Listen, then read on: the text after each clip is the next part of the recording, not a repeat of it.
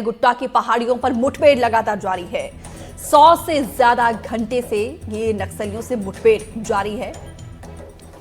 सुरक्षा बलों ने चारों तरफ से पहाड़ियों को घेर के रखा है। हिंडमा समेत कई बड़े लीडर की मौजूदगी की खबर है और अब तक मुठभेड़ जवानों को बड़ी कामयाबी की खबर है। गृह मंत्री विजय शर्मा भी लगातार मॉनिटरिंग कर रहे हैं। ADG, IG, CRPF, Bastar IG भी मॉनिटरिंग कर रहे हैं, क्योंकि ये जो एनकाउंटर चल रहा है ऐतिहासिक है और अब तक का सबसे बड़ा ऑपरेशन माना जा रहा है। क्योंकि देखिए 100 घंटे बीत चुके हैं, एनकाउंटर लगातार जारी है। इस करेगुट्टा की पहाड़ियों को चारों तरफ से घेर के रखा है, क्योंकि ये जो पहाड़ी है, ये जो इलाका है, नक्सलियों के लिए वो खुद मानते थे कि काफ़ी ज़्यादा मुफीद है, लेकिन उनकी गलतफहमी को अब दूर कर रहे हैं हमारे सुरक्षा बलों के जाबाज जवान। क्योंकि इसी पहाड़ियों को देखिए चौतरफा घेर के रखा है और 100 से ज़्यादा आईईडी को यहाँ पे डिफ्यूज हमारे जाबाज जवान कर चुके हैं। क्योंकि आईईडी नक्सलियों का वो मारक हथियार है जो सुरक्षा बलों के लिए एक चुनौती हुआ करती थी। क्योंकि अब देखिए इसी आईईडी को कैसे नष्ट करके, ध्वस्त करके हमारे जाबाज जवान इस करेगुट्टा के पहाड़ियों को, तमाम चुनौतियों को भेदते हुए, लांघते हुए आगे बढ़ रहे हैं और नक्सलियों का नामो निशान खत्म करने के लिए इस ऑपरेशन को लंबे समय से चलाया जा रहा है। क्योंकि चौथा दिन है आज, आप समझ सकते हैं। एक्सक्लूसिव तस्वीरें भी हम आपको दिखा रहे हैं। देखिए यहाँ पे हेलीकॉप्टर के जरिए रसद सामग्री पहुंचाई जा रही है, क्योंकि गर्मी भी बहुत ज़्यादा है यहाँ पे और तमाम चुनौतियों को भेदते हुए जिस तरीके से हमारे जाबाज जवान आगे बढ़ रहे हैं, एकमात्र लक्ष्य यही है कि मार्च 2026 तक नक्सलवाद को, माओवाद को, उसकी विचारधारा को नष्ट करना है, नेस्तनाबूद करना है, जड़ से खत्म करना है, नामो निशान को खत्म करना है, समूल नाश करना है। और इसी के लिए देखिए हमारे जाबाज जवान कैसे विषम परिस्थितियों में इस जंगल में ऑपरेशन को अंजाम दे रहे हैं। क्योंकि देखिए यहाँ की आप विषमता को समझिए, यहाँ की आप जटिलता को समझिए और उसके बाद से नक्सलियों की कुटिलता को आप देखिए। इसके बावजूद हमारे जाबाज जवान अपनी जान हथेली में रखकर कैसे नक्सलवाद को खत्म करने के लिए इस ऑपरेशन में अपनी जी जान से लगे हुए हैं। ये तस्वीरें दिखाना आपके लिए जरूरी होता है, क्योंकि आप भी जानिए किस तरीके से हमारे जाबाज जवान, सुरक्षा बलों के जवान जो है इतने विषम परिस्थितियों में इस ऑपरेशन को अंजाम दे रहे हैं आपके लिए। और यहाँ पे दूसरी तरफ प्रशासन के द्वारा भी तमाम कोशिश की जा रही है कि हमारे जाबाज जवानों को कोई दिक्कत परेशानी ना हो। लेकिन इस रणनीति के तहत जिस तरीके से इस ऑपरेशन को आगे बढ़ाया जा रहा है, उम्मीद यही करते हैं कि ये ऑपरेशन जो है जल्द से जल्द सफल हो सके। क्योंकि अच्छी बात यह है कि अभी तक अगर पिछले इस साल का ट्रैक रिकॉर्ड भी देखें तो बहुत कम कैजुअलिटी के साथ हमारे जाबाज जवान ऑपरेशन को अंजाम दे रहे हैं। दोनों ऑप्शन नक्सलवाद के सामने है, माओवाद के सामने, उनकी विचारधारा के सामने। या तो आप सरेंडर करो, मुख्य धारा से जुड़ो, उसके लिए भी खुला विकल्प देखिए यहाँ पे सरकार के द्वारा, प्रशासन के द्वारा दिया गया है। नहीं तो दूसरा ऑप्शन भी जो है हमारे साथ है, सामने है, दिख रहा है कैसे जब से छत्तीसगढ़ में बीजेपी की सरकार आई है उसके बाद से ताबड़तोड़ एक्शन लिया जा रहा है। क्योंकि गृह मंत्री देश के अमित शाह के द्वारा ये डेडलाइन दिया गया है, मार्च 2026 तक को नक्सलवाद जो है पूरी तरीके से खत्म करना है। विकास तिवारी जब भी नक्सलियों के खिलाफ ऑपरेशन चलाया जाता है तो सबसे पहले ग्राउंड पर नजर आते हैं। आप तक हर एक जानकारी पहुंचाने की कोशिश विकास की रहती है कि सबसे पहले दर्शकों को पहुंचाया जाए। विकास, अभी क्या इनपुट है? देखिए अभी भी स्थिति वही कमोबेश बनी हुई है कि जिस तरह से एक बड़ी रणनीति थी, और मैंने आपको इसके पहले भी जब हम बातचीत कर रहे थे तो मैंने बताया था कि कैसे इस पूरे ऑपरेशन की तैयारी 1-2 दिन की तैयारी नहीं, ये तैयारी बीते 15 से 20 दिनों से चल रही थी। लगातार छत्तीसगढ़ के जो बड़े अधिकारी हैं उनके द्वारा भी उस इलाके का मुआयना किया गया था।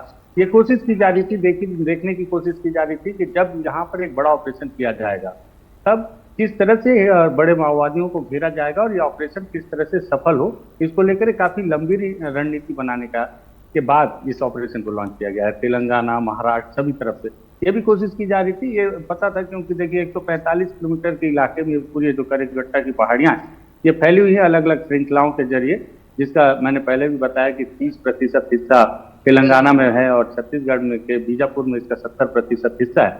इसका फायदा हमेशा से ही माओवादियों को मिलता रहा है। पहाड़ियों के जरिए ही वो इसके रास्ते से कभी तेलंगाना चले जाते थे, कभी तेलंगाना से छत्तीसगढ़ में प्रवेश कर जाते थे, जिससे जो फोर्स है उन पर हमला नहीं कर पाते थे। लेकिन अब तीनों राज्यों के आपसी सामंजस्य के बाद इस ऑपरेशन को लॉन्च किया जा रहा है, क्योंकि केंद्र सरकार ने भी इस बात को ठान लिया है कि 31 मार्च 2026 तक माओवाद को पूरी तरह से जड़ से समाप्त करना है।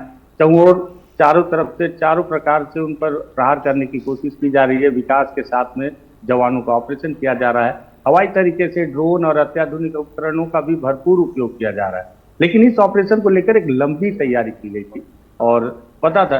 कल एक अधिकारी ने नाम न बताने की शर्त पर एक चीज और बताई कि इस ऑपरेशन की तैयारियां आप इससे भी समझिए कि इसमें जो जवान हैं उनको भी छांटा गया है अलग से कि कौन कौन जवान इस पूरे ऑपरेशन में जाएंगे और उन जवानों के पीछे मतलब उनके एज के क्या फैक्टर होंगे, क्योंकि उन्हें भी जवानों को भी पता था, अधिकारियों को भी इस बात की जानकारी थी कि इतनी गर्मी में जब ऑपरेशन किया जाएगा, उस कड़ीगट्टा के आसपास के इलाकों में जब जवानों को तैनात किया जाएगा, उस पहाड़ी पर जिस पर चढ़ना काफी तकलीफदायक है, जहां माओवादी पहले से पूरे पोजीशन के साथ बैठे हुए होंगे, जब उस पहाड़ी पर चढ़ेंगे उस दौरान उन्हें पानी देना, डिहाइड्रेशन से बचाना, गर्मी से बचाना।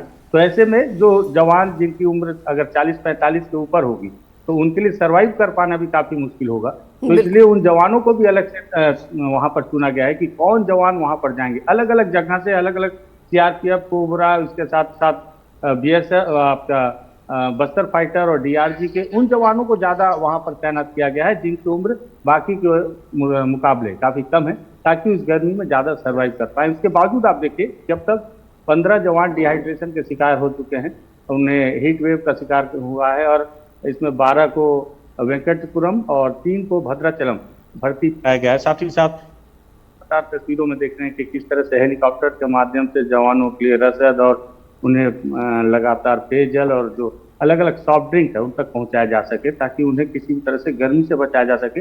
और छोटे छोटे अस्थायी कैंप का भी निर्माण वहां पर जवानों ने किया है।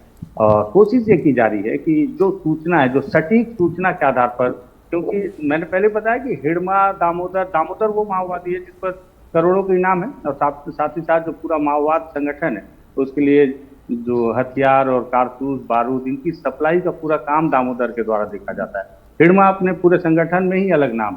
विदेश के एक पत्रकार से एक बार मेरी चर्चा हो रही थी तो उन्होंने भी बताया था कि जब विदेशों में भी माओवाद की चर्चा होती है तो बसवा राजू जो कि सेक्रेटरी है उन पर डिस्कस ना होकर हिड़मा पर डिस्कस होता है। आप सोचिए कि माओवाद संगठन का कितना बड़ा कैरेक्टर है हिड़मा।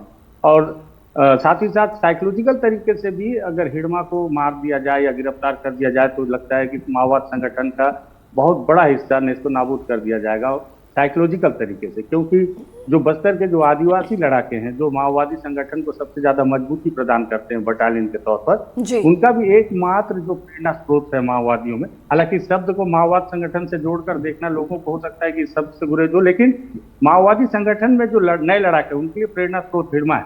और अगर हिड़मा को मार दिया जाए, गिरफ्तार कर लिया जाए तो मुझे लगता है कि उनका आत्मविश्वास भी टूटेगा। और यही सबसे बड़ी वजह है कि सरकार का फोकस भी हिड़मा पर सबसे ज्यादा। अब देखिए आंदोलन इस ऑपरेशन के आखिरी में क्या परिणाम निकल कर आता है, लेकिन पूरी कोशिश यही है और यही वजह कि इस ऑपरेशन को खत्म नहीं किया जा रहा है। घंटे बढ़ते जा रहे हैं लगातार। हर बुलेटिन में हम 2 घंटे बढ़ाकर बता रहे हैं कि पहले इतने घंटे हो चुके थे, अब इतने घंटे हो गए और 3 माओवादियों की डेड बॉडी रिकवर की जा चुकी है और सफलता की उम्मीद काफी बड़ी है और इसलिए इसे ऐतिहासिक मुठभेड़ और फाइनल मुठभेड़ भी माना जा रहा है। बिल्कुल बिल्कुल, इस पर नजर लगातार हमारी बनी हुई है। फिलहाल विस्तार से जानकारी देने के लिए विकास आपका बहुत बहुत शुक्रिया। कुछ भी अगर डिटेल्स आता तो तुरंत हम आपके पास लौटेंगे। फिलहाल जानकारी के लिए आपका बहुत बहुत शुक्रिया।